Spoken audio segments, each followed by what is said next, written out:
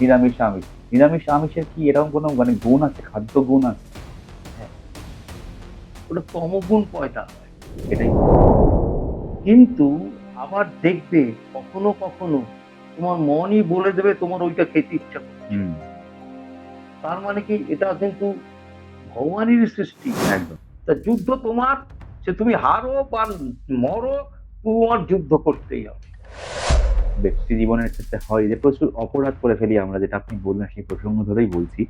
সেই অপরাধের ক্ষেত্রে আমি যদি লোকনাথ কাছে প্রায়শ্চিত্ত করতে আসি সম্ভব সেটা। যা, আমি শুধু স্বীকার করলেই হবে। স্বীকার করলেই হবে। সাধনা পাওয়া রয়েছে, এই জন্য সবাই যদি ৫টা মিনিট বা ১০টা মিনিট করে ঠাকুর ঘরে হোক বা বিছনার মধ্যে বসে হোক, যদি একটু পদ্মাসন পারলে পদ্মাসনে হোক, নাহলে যে কোনো সুখাসনে বসে যদি একটু চুপ করে ১০টা মিনিট শান্তিতে বসে থাকে, দেখবে। আ এইটা নিয়ে একটা মানে আমি একটু গভীরভাবে জানতে চাইছি। সেটা হচ্ছে এই যে শান্ত হয়ে ১০ মিনিট বসা বা ধ্যান করা। এই অভ্যাসটা কিভাবে করবেন একজন সাধারণ মানুষ যে একদম কিছু জানে না? ধরুন আমি সম্পূর্ণ আজকে থেকে মনে করছি আমি কালকে থেকে ধ্যান করব। কিংবা কালকে থেকে কিছু হয় না, আজকে থেকেই করব। তো সেখানে আমি কি ভাববো? ধ্যান করার সময় আমার মনে তো অনেক থটস আসবে, অনেক চিন্তা আসবে। না, সেটা তো আসবেই। হুম, দেখো, আমরা গৃহস্থ জীবনে বাস করছি। হুম, এই গৃহস্থ জীবনে বাস করতে গেলে আমাদের বিভিন্ন রকমের সংগ্রামের মধ্যে যেতে হবে। যেতে হচ্ছে। এইটাই আমি ৫ মিনিট করে যদি আপনি বসেন না একই জায়গায়, একই আসনে, একইভাবে যদি আমি বসতে থাকি, তখনই দেখবেন একটা গাছ যদি আপনি লাগান, একটা বীজ রোপণ করলেন, হুম, তক্ষুনি কি আপনি গাছটা হবে উঠবে? না। ১ মাসে ২ মাসে গাছটায় কি ফল দেবে? না। না।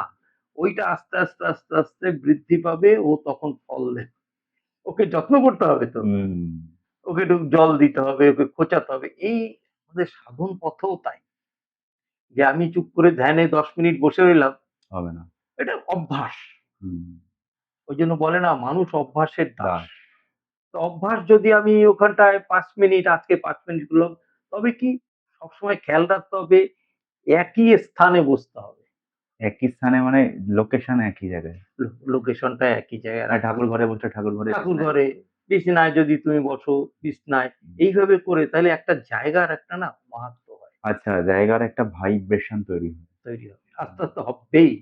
মেরুদণ্ডটা যদি তুমি সোজা করে রাখতে হুম। পারো, আর খাবার-দাবারও অনেক একটুখানি সংযমী যদি হওয়া যায়। খাবার-দাবার নিয়ে যে একটা বিভেদ, যে আমি জানি না যে আ এইখানের কিরকম আছে মানে নিরামিষ আমিষ। নিরামিষ আমিষের কি এরকম কোনো মানে গুণ আছে, খাদ্য গুণ আছে? হ্যাঁ, ওটা তমোগুণ পয়দা হয়। সেটাই বলছি, হ্যাঁ। কত গুণ? কেন? ধরো আজকে পেঁয়াজ, রসুন অনেকেই খাচ্ছেন না, হুম, বলছেন খেলে এইটা খুব তোমার এইসব সাধন পথে যাওয়া যাবে না। এখন অনেকেই বলছেন। বলছেন। কিন্তু দেখো, আমার শরীর এখন খারাপ। একটা রসুনের কত গুণ আছে। প্রচুর গুণ। তুমি এখন ব্যস্ত জীবনে থেকে যদি বলো আমি না পেঁয়াজ খাবো না, আমি রসুন খাবো না, তাহলে আর বাচ্চা সন্তানরা তাহলে কি ওরা কি করবে? করবে? হুম, একসময় চাইবে তোমার শরীরে খেতে ইচ্ছে করবে। প্রয়োজন পড়বে না। যতদিন তোমার শরীরে আত্মা চাচ্ছে, নাও, মানে শরীর যখন ফিরিয়ে দেয়, প্রত্যাখ্যান করে তখনই সেই খাবারগুলো ছেড়ে দেওয়া উচিত। তখনই ছাড়াটা উচিত। হ্যাঁ। তবে একদম তুমি তোমার জীবন থেকেও যদি দেখো, তখন দেখবে ওইগুলো মানে আসবেই একটা না। সময় পরে মানুষ মাছ ছেড়ে দিচ্ছে বা মাংস ছেড়ে দিচ্ছে। এটা অনেক সময় হচ্ছে গন্ধ লাগছে বা এরকম গন্ধ ইয়ে হচ্ছে। তখন তার শরীর ফিরিয়ে দিচ্ছে সেই একদম, খাবারটা। একদম। তখন তার ইচ্ছেই হবে না। কেন? এবার এটা বিজ্ঞানগতভাবে কতটা সত্যি মানে হয়, মানে শরীরের একটা যে ফর্ম হয়, ছোটবেলায় অনেকটা পুষ্টি দরকার লাগে। একটা পুষ্টি যখন কমে যায় তখন মনে হয় এটা শরীর ডিক্লাইন করে, আর এটাই মানে মানসিকতাতেও চেঞ্জ হয়। মানে মনের সঙ্গে শরীরের এইখানে সম্পর্ক আছে মনে হয় আমার। একদম, একদম। মনটা কি? মনটা তো তার থেকে সৃষ্টি পাওয়ার। হুম, কিন্তু আবার দেখবে কখনো কখনো তোমার মনই বলে দেবে তোমার ওইটা খেতে ইচ্ছা করছে। হুম, হুম, তার মানে কি এটা কিন্তু ভগবানেরই সৃষ্টি। একদম। তুমি যখন দেখবে তোমার একটা রোগ হয়েছে, তুমি ওইটা খেতে বারে মনে ইচ্ছে হচ্ছে, হুম। প্রকাশ হচ্ছে। কিন্তু তুমি খাচ্ছ না ভয়ের চোটে, না শরীরটা আমার খারাপ হয়ে যাবে। কিংবা কিন্তু ধর্মের ভয়ে খাচ্ছে না হ্যাঁ, অনেকে। তুমি ওইটা খেয়ে দেখো, ওটা খেলেই দেখবে তুমি শরীর সুস্থ হবে। কিন্তু অনেক সময় এই জপ ধ্যান করলে না, তখন তোমার খাওয়ার ইচ্ছে হবে না। ধর একটা সাধু দেখবে দিনের বেলা পড়ে ঘুমাচ্ছে। হ্যাঁ, অনেকে বলে, "এ ওটা কি সাধু রে? এ আলস্য সাধু।" হ্যাঁ, অনেকেই বলবে। কিন্তু সে জানে না যে ও সারারাত ধরে জব ধ্যান করে। জপ ধ্যান নিরক্ত। ওই সময়টাই আসল সময়। ওই সময়টা আসল। উনি ওই সময় বসে জপ ধ্যান করেছেন। কিন্তু পরবর্তী স্টেজে উনি একটু শুয়ে একটু রেস্ট নিচ্ছেন। কিন্তু যদি উনি রেস্ট নাও নেন, উনার শরীর কখনো খারাপ হবে না। হুম, ক্লান্ত বোধ আসবে না। জব ধ্যানের এখানেই মাহাত্ম্য। এখানে প্রচুর মাহাত্ম্য আছে।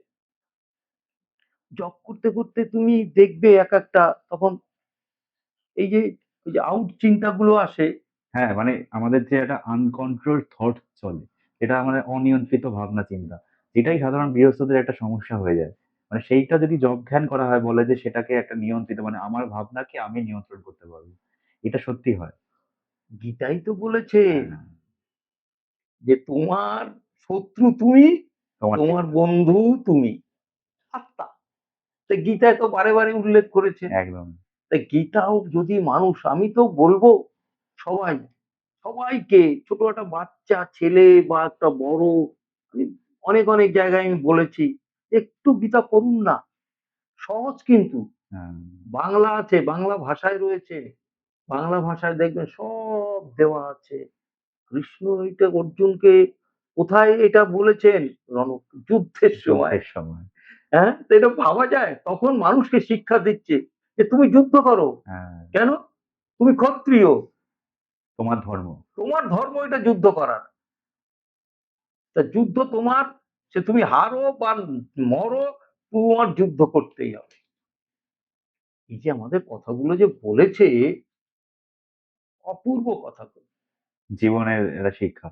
হ্যাঁ? মানে সেখানে তো গীতার মানে যেখানে একই রকমভাবে ক্ষত্রিয়র ধর্ম যুদ্ধ করা, ব্রাহ্মণের ধর্ম পূজা পাঠ করা বা জ্ঞান বিতরণ করা। এরকম যে প্রতিটা ক্লাসের আমাদের সমাজে রয়েছে, সেইটা তো মানে গীতা থেকে আমরা যেরকম শিখতে পাই, একই রকমভাবে বাবার যে বাণী, সেটা খুব সহজভাবে কিন্তু আমরা শিখতে পারি অনেক কিছু মানে পুরোটাই। না রয়েছেন বাবার বাণীতে অনেক কিছু বই-ফইতে রয়েছেন। বাবা বলেছে অত প্যাঁচ গোছে জিলিপির একদমই, প্যাঁচ হ্যাঁ। প্যাঁচাতে হবে না। তুমি সরাসরি বাবার নাম নাও, চুপ করে বসে থাকো, বাবারটা বাবাই জোগাড় করবে। এই ইলেকট্রিকে দেখো এই যে কথা যেটা আমরা দেখতে পাই না। ইলেকট্রিক তার আছে ২ টো। হুম, নেগেটিভ আর পজিটিভ। পজিটিভ। তাই নেগেটিভ এর কি আমরা কোনো কিছুর মধ্যে কি আছে বুঝতে পারি? না। ওটা ধরলে পরে বোঝা যাবে কতটার মধ্যে কারের পাওয়ার আছে, ছিটকে ফেলে দেবে। হুম, তা একটা নেগেটিভ আর পজিটিভ যখন তোমার ওইটার মধ্যে শুরু হয় তখন একটা বাল্ব জ্বলবে। চলবে। এর আগে জ্বলবে না। তা কাজেই আমাদের মধ্যেও তাই। যদি আমরা মনে করি। হুম, কেন ওনরা হলো পজিটিভ আমরা হলাম নেগেটিভ। নেগেটিভ। তো এই নেগেটিভ আর পজিটিভটাকে দিয়ে একটা বাল্ব জ্বালাতে হবে। সেটা কোথায়? এই ভ্রূকুটির মধ্যে একটা বাল্ব। এইসব আলো তুচ্ছ। এইসব আলো তুচ্ছ গো বাইরের জগৎ জ্যোতি আসবে একটা। ভীষণ ক্ষমতা তুমি উপলব্ধি করতে পারবে। যে কি নেই এই দেহটার মধ্যে সব রয়েছে তো। যা চাইবে তাই রয়েছে। যা চাইবে এই যেন বলে না চুপ করে ঘরের কোণে বসে থাক। কোথাও তোর যেতে হবে না। এরকম কি ব্যাপার আছে? আমি জানতে চাইছি। মানে যখন অন্ধকারে সাধনা করা মানে একটা ঘর যখন চারিদিক থেকে অন্ধকার থাকবে আর আপনার যদি চিন্তা স্থির থাকে এক জায়গায়, তাহলেই কি ভেতরের আলো প্রজ্বলিত হয়? এরকম কোনো না, ব্যাপার আছে? না। এটা করতে, করতে হয়ে যায়। এটা যতদিন তুমি বললে না অভ্যাসের দাস। অভ্যাসের দাসায়। অভ্যাস যত করবে তত দেখবে তুমি এগোচ্ছে। সে দিনের বেলা লোকনাথ বাবাদের যখন সাধনা করতেন তখন ওরা জঙ্গলে ১ম এ গিয়ে ওনারা বসে সাধনা করেছেন। হুম। ভগবান গাঙ্গুলি জঙ্গলে নিয়ে বসিয়ে ওই যে কালীঘাটের কথা কালীঘাটের বলেছিলেন। ওই কথার প্রসঙ্গ তো সব এদিক ওদিক হয়ে যায়। যাই হোক, সবই তো আমি অনেক কিছুও তো আমি জানি না বাবা। হ্যাঁ, তা তখন এই কালীঘাটে বসে দেখো কতটা তখন উনাদের সেন্স ওই ছোটবেলা বালক হুম। যখন ছোটবেলায় ওনারা সন্ন্যাস ধর্ম গ্রহণ করে বাড়ি থেকে বেরিয়ে চলে গেলেন ভগবান গাঙ্গুলির হাত ধরে। ভবন গাঙ্গুলির দায়িত্ব নিলেন হুম। বেণী মাধব আর লোকনাথ বাবাকে। হুম। ওই লোকনাথ বাবা ছোটবেলায় কিন্তু সবাই খেলার ছলে সবাইয়ের হাত দেখতো। আচ্ছা। যে দেখি তোর হাতটা, হ্যাঁ। দেখি তোর হাতটা, এইভাবে করে হাত দেখতো। ধ্যাৎ তোদের কাউরই আ ইয়ে ঠাকুর ঈশ্বর দর্শন হবে না। হ্যাঁ? বলছে দর্শন হবে না। তখন বেণী মাধব ও ছোটবেলার হ্যাঁ। বন্ধু, উনিও হাতটা বার করে দিলেন যে, "আমার হাতটা দেখ তো লোকনাথ, আমি কি ঈশ্বর লাভ করতে পারবো?" তখন বললেন, "হ্যাঁ, তোর আছে, তোর রয়েছে।" এই ব্যাপারটা উনার মধ্যে উনি তো স্বয়ং শিব। সেই। ওই রূপে উনি এসছেন। সেগুলো কি আমাদের মানুষকে বোঝাবার জন্য, শিক্ষা দেওয়ার জন্য হুম। উনি করেছেন। আমরা সাংসারিক লোক অত প্যাঁচগোছে না গিয়ে ১০ টা মিনিট যদি আপনি কাউকে এক জায়গায় বসতে বলেন, হ্যাঁ, বসবে না। আমার এইটা এখন করতে হবে, কালকে আমার এইটা করতে হবে, বাবা এখন ১০ মিনিট বসাতে হবে না। সময় নেই।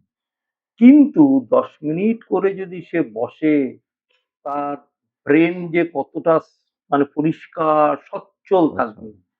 আমরা কিন্তু অনেক সময় সেই মিথ্যে কথায় এইভাবে এত করে বলি যে কাক কোনো খাবার-টাবার লুকিয়ে রাখলে ও দেখবে এক চোখ বন্ধ করে লুকিয়ে লুকিয়ে রাখে। পরে আর খুঁজে পায় না তো। তা আমরাও তাই। যে আমরা এরকম অনেকগুলো কাজ, অপরাধ কাজ করে ফেলি। হুম। তখন আর কিছু আরে উনি তো দেখছে। দেখছেন। উনার চোখ কি করে ফাঁকি দেবে, তাই না? এরকম হয় যে মানে আমি যদি মানে ব্যক্তি জীবনের ক্ষেত্রে হয় যে প্রচুর অপরাধ করে ফেলি আমরা যেটা আপনি বললেন সেই প্রসঙ্গ ধরেই বলছি। সেই অপরাধের ক্ষেত্রে আমি যদি লোকনাথ বাবার কাছে প্রায়শ্চিত্ত করতে আসি সম্ভব সেটা।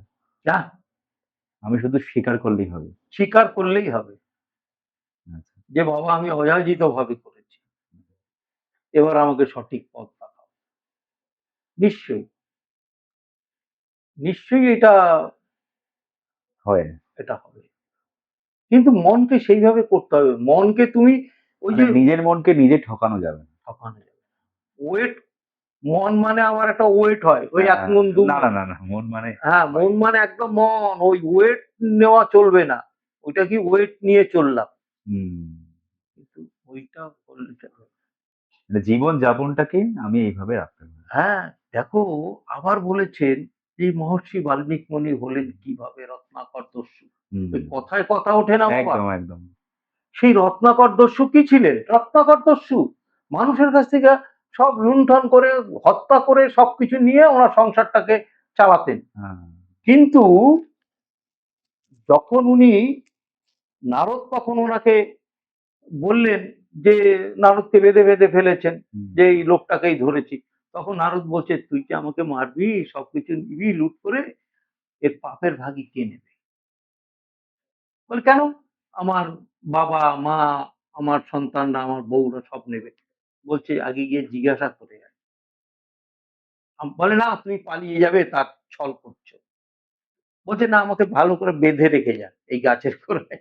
তো বেঁধে রেখে চলে গেছে। তারপরে ফিরে এসে বলছে, "কেউ নেবে?" বলছে, "না।" বলে, "তোর পাপের ভাগই আমরা কেন নেব?" এই যে মনের চেতনাটা যে সেটাই। জাগছে, তারপরে কি করলো? যে আমার উপায় কি? তখন বলছে, "তুই রাম নাম জপ কর।" এই যে রাম নাম, ওর রাম নামটাও আসছে না। হ্যাঁ, তখন একটা মরার ডাল দেখে বলল, গাছের ডাল। বলে, "এটা কি?" মরা ডাল।" বলছে, "ওই মরাই বল।" রাম হয়ে যাবে। ওইটাই রাম হয়ে গেছে। দেখো? তা সে ওখানে আত্মসমর্পণ করেছেন। তাহলে আমরাও যদি সেইভাবে গুরুর কাছে আত্মসমর্পণ করতে পারি, যেকোনো জায়গায়, হ্যাঁ, অপরাধ যদি করি বাবা মারছে, মা মারছে বা তাদের কাছে যদি একটুখানি আবার অন্যায় স্বীকার করে নেই, দেখবে ওদের আশীর্বাদী হাত থাকলেই যথেষ্ট। যথেষ্ট।